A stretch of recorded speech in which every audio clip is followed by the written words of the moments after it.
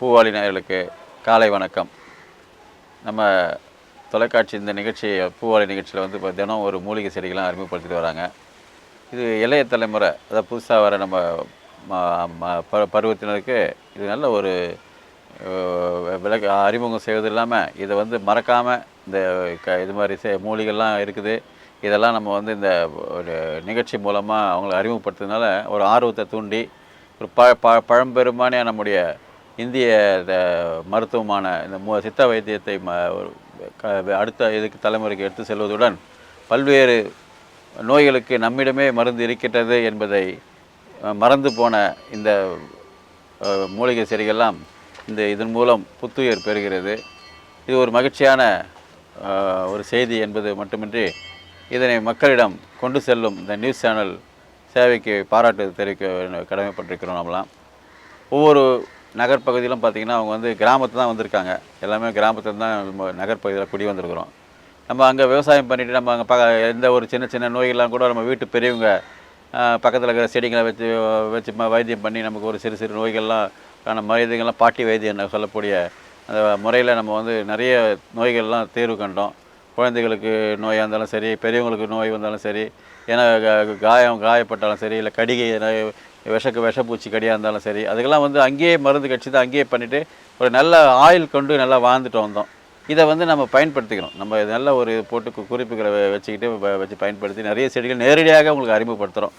சில செடிகள்லாம் வச்சு அவங்க இந்த நிகழ்ச்சி மூலமாக நேரடியாக உங்கள்கிட்ட அறிமுகப்படுத்துகிறாங்க. அந்த நிகழ்ச்சி மூலமாக இதெல்லாம் நம்ம வச்சு பயன்படுத்தணுன்றதில் கேட்டுக்கிட்டு இந்த நம்ம தினம் ஒரு மூலிகை செடிகளை அறிமுகப்படுத்தி வருகின்ற இந்த பூவாளியில் இன்று நம்ம வந்து உங்களுக்கு அறிமுகப்படுத்த செடி வந்து பார்த்திங்கன்னா பசலைக்கீரையில் கொடி பசலை.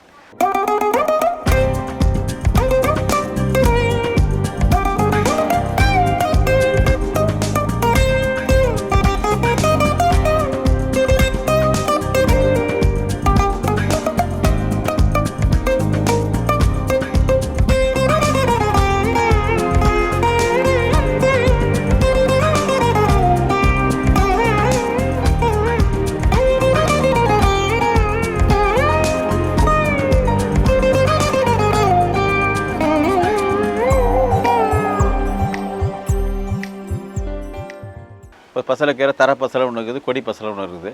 இந்த கொடி பசலைக்கீரை உங்கள்கிட்ட இன்றைக்கி அறிமுகப்படுத்துகிறோம்.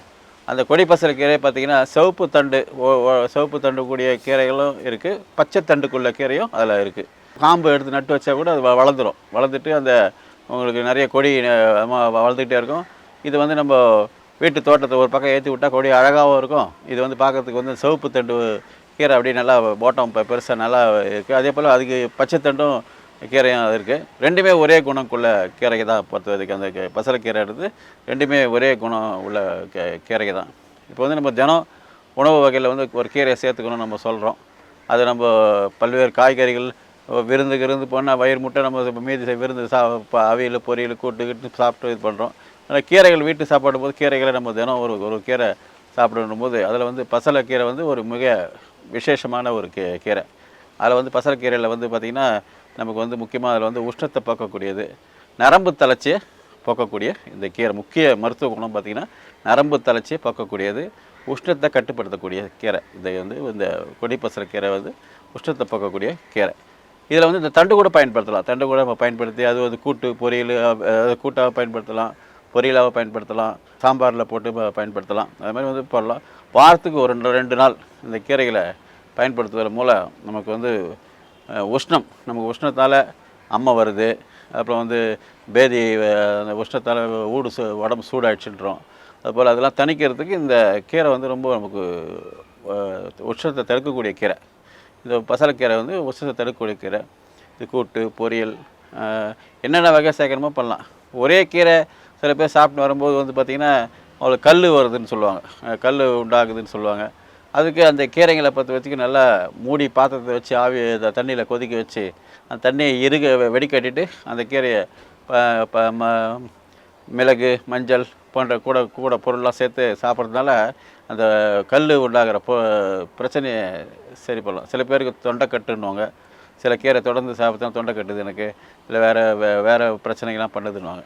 அதுக்கெல்லாம் மாற்றாக ஈடையாக ஒரு சில பொருட்கள்லாம் அதில் சேர்த்து நம்ம சமையல் பண்ணும்போது அதோட சத்து கிடைக்குது.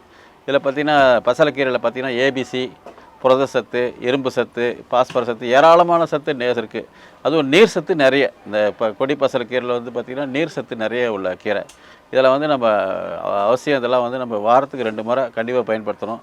இது எளிமையாக வீட்டிலே வளர்க்கலாம். இது ஒன்றும் பெருசாக ஒன்றும் தேவையில்லை. ஒரு தொட்டியில் வச்சுட்டு ஒரு காம்பனி கிள்ளி வச்சுன்னா அது மட்டும் கொடி ஏறும். கொடியும் நல்லா அழகாக இருக்கும். பார்த்திங்கன்னா கொடி நல்லா அழகாகவும் இருக்கும். அதில் அதே போல் பச்சையும் இருக்குது, இது சிகப்பு கலரில் இருக்குது. 2மே இருக்குது. அதில் ரெண்டு வகையான கீரைகளாக இருக்குது. இதை நீங்கள் வந்து தண்டு கூட பயனுள்ள செடி தான். அதில் கீரை வகையிலே வந்து ஒரு நல்ல வகையை சேர்ந்த பல சத்துக்களை கொடுக்குற கீரை. உஷ்ணத்தை கட்டுப்படுத்துறது மட்டும் நரம்பு தளர்ச்சி போக்கக்கூடிய இந்த கொடி பசலை கீரையை நீங்கள் வந்து அன்றாட வீட்டிலே வளர்க்கணும். இது வளர்க்குறது வந்து ஒரு பெரிய விஷயம் அல்ல. மணல், மண், அதுக்கப்புறமா எரு 3 சமமாக கலந்து ஒரு தொட்டியில் வச்சு, தொட்டினா ஒரு சாதாரண பக்கெட்டுகளே நமக்கு தேவையில்லாத பக்கெட்டுகளே நீங்கள் வைக்கலாம். அது பெருசாக வேறு கொஞ்சம் ரொம்ப போகாது. அதில் நிறைய படர்ந்து போகக்கூடிய செடி அது. நீங்கள் ஒரு 4-5 செடி வச்சு விட்டிங்கன்னா அதில் இருக்கிற இலைங்கெல்லாம் எடுத்து வாரத்துக்கு ஒரு 2 நாள் கூட தண்டுகளே பயன்படுத்தலாம். தண்டே வந்து பயன்படக்கூடிய இது கூட பாசி பயிர் கொஞ்சம் கலந்து போட்டு தேங்காயெல்லாம் துருவி போட்டு நல்லா சாப்பிட்றதுக்கு நல்லா கொஞ்சம் நல்லாயிருக்கும் பார்க்குறது செய்கிறதுக்கு. அதை நீங்கள் வந்து செஞ்சு பலனடையணும்னு கேட்டுக்கொள்கிறோம். உஷ்ணத்தை போக்கக்கூடியது, நரம்பு தளர்ச்சியை போக்கக்கூடியது, அதிக நீர் சத்து உள்ள கொடி பசலைக்கீரை நம்ம வீட்டில் எளிமையாக வளர்க்கலாம். இதை நீங்கள் உங்கள் மாடி தோட்டத்தில் கண்டிப்பாக நீங்கள் வளர்க்க வேண்டும் என்பதை கேட்டுக்கொள்கிறேன். இன்றைய தினம் கொடி பசலைக்கீரை பற்றி உங்களிடம் அந்த செடியினை அறிமுகப்படுத்தியது மட்டுமின்றி அதோட பலன்களையும் உங்களிடம் சொல்லியிருக்கின்றோம். அது வளர்க்கும் முறைகளும் உங்களிடம் சொல்லியிருக்கின்றோம். இந்த கொடி பசலைக்கீரை உங்கள் வீட்டு வைத்து பலனடைந்து வேண்டுமாய் கேட்டுக்கொண்டு மீண்டும் பூவாளி நிகழ்ச்சியில் மற்றொரு மூலிகையுடன் உங்களை சந்திக்கிறேன். நன்றி, வணக்கம்.